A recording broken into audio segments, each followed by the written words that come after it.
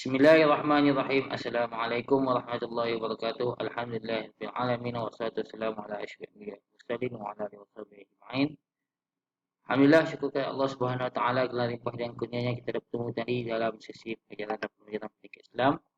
Untuk pelajaran kita pada hari ini, sila buka modul yang telah diberikan kepada kamu di muka surat sebelah. Untuk pada tarikh hari ini 17 Oktober. Hari ini kita akan belajar Jawi, okey.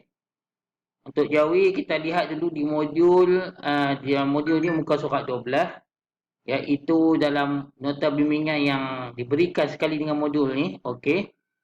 Ini kita akan belajarkan imbuhan apitan. Imbuhan apitan ni apa? Imbuhan yang ditambah daripada kata dasar. Yang mana kata dasar tu berada di tengah dan imbuhan tu diletak di awal dan di belakang. Apitan ni maksudnya apit. Maksudnya imbuhan kata dasar tu diapit dengan dua imbuhan di depan dan di belakang. Itu dipanggil apitan. Kalau imbuhan awalan, imbuhan tu dia ada di depan kata dasar. Kalau imbuhan akhiran di belakang kata dasar. Imbuhan apitan ni di tengah-tengah. Kata dasar di tengah-tengah diapit dengan dua imbuhan. Okey. Untuk imbuhan apitan ni dia ada banyak jenis. Jadi untuk hari ini kita akan belajar beberapa jenis imbuhan. Imbuhan apitan yang pertama ialah yang pertama sekali imbuhan apitan dikan dan juga bernun. Okey. Kita mula sekali dengan kata dasar dikan. Kita mulakan dengan kata dasar serah. Serah kita letakkan imbuhan di depan dan kan di belakang. Dia akan jadi perkataan diserahkan. Okay, dia akan jadi diserahkan. Huruf dal tak boleh bergabungkan dengan huruf sin sebab huruf dal ni tak boleh sambung.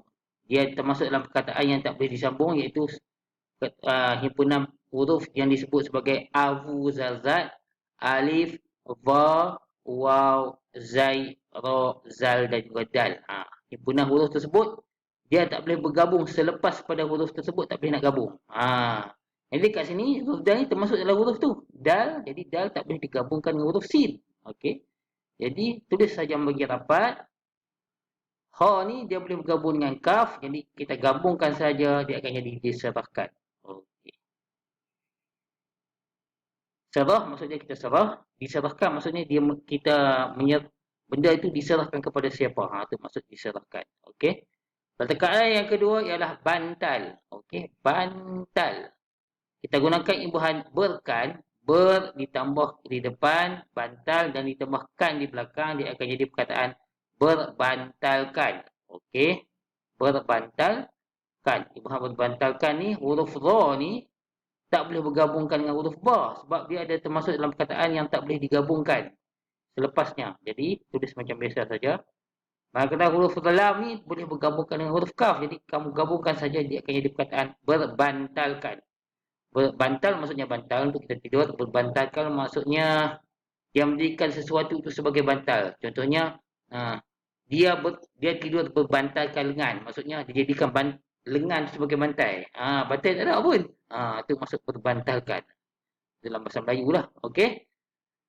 Jadi selesai bagi imbuhan dikan dan berkan. Okey, kita masuk pula imbuhan yang kedua iaitu imbuhan apitan mekan, mengkan dan pen.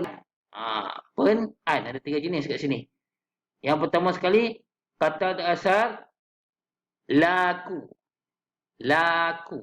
Okey, laku kita letakkan imbuhan me di depan, laku dan tambah kaf di belakang. Dia akan jadi perkataan melakukan. Okey, melakukan. Mim boleh bergabungkan dengan lam, jadi digabungkan terus saja dekat sini. Melaku. Manakala waw dengan kaf tak boleh bergabung. Okey, jadi diasingkan kat sini, jadi melakukan.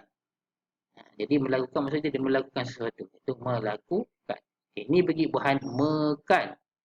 Dia gunakan pula imbuhan hapus. Bukan. Perkataan dasar hapus. Hapus. Dia letakkan imbuhan meng di depan dan juga kan di belakang. Dia akan jadi perkataan menghapuskan. Menghapuskan.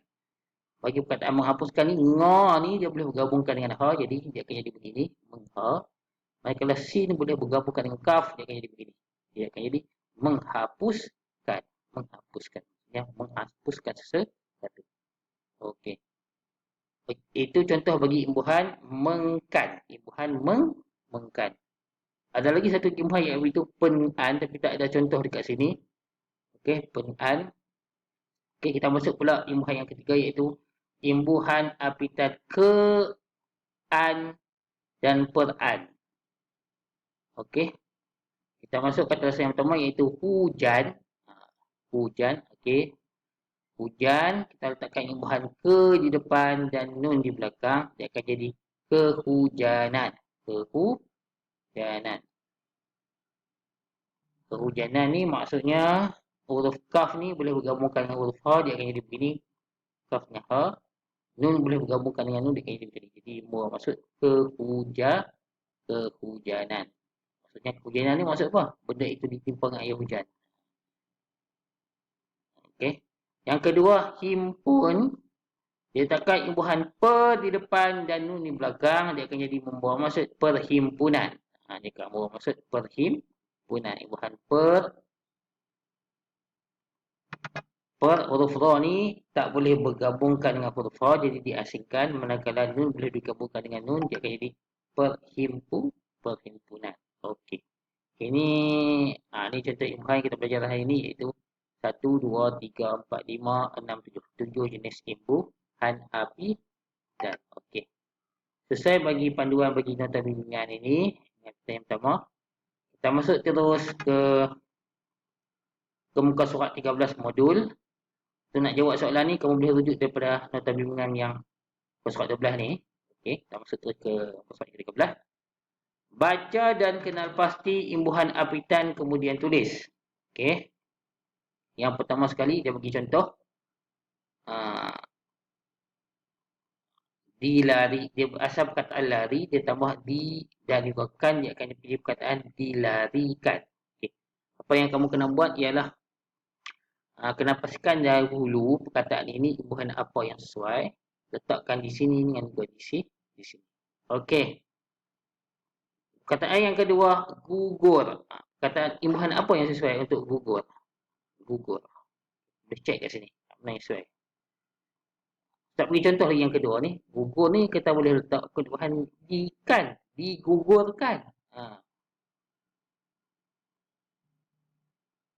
Okey. Guna mengkan pun boleh. Menggugurkan. Boleh juga. Ada beberapa imbuhan yang boleh sesuai.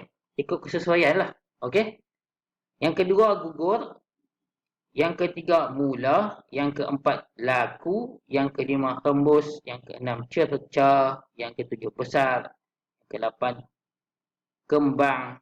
Yang ke-9, sempurna. Yang ke-10, lawan. Okey.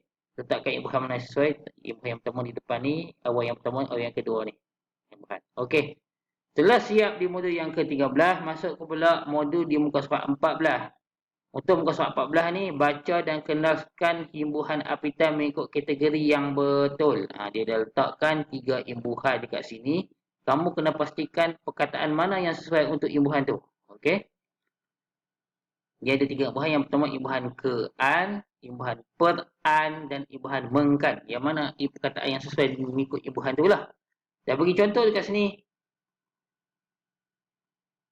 Yang ini keluargaan. Ni dia bagi contoh keluargaan. Ni dia tertinggal titik ni. Ada satu titik. Tolong letak titik kat sini lah. Takkan letak keluargaan. Keluargaan tak ada perkataan. Keluargaan adalah keluargaan. Ni ni ada titik satu. Keluargaan. Keluargaan di mana? Di sini ni. Sesuai dengan ini. Keluargaan. Okey. Letakkan perkataan mana yang sesuai mengikut kategori. Okey, yang sini ini pertuturan. Keluargaan. Tak titik. Menghiriskan. Perjalanan. Kederhakaan.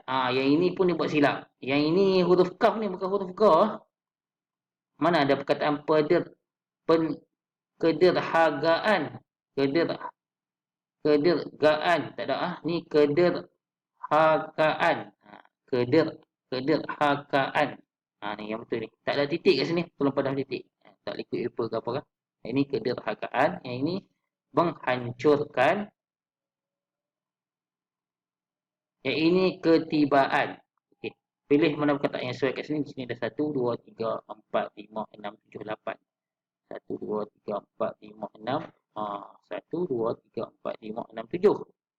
7, 6. Betul lah semua jawapan ada kat sini. Sebab dia bagi satu contoh kat sini. Okey. Okey, itu saja pembelajaran kita pada hari ini. Jadi kamu kena buat modul di muka surat 13 dan muka surat 14.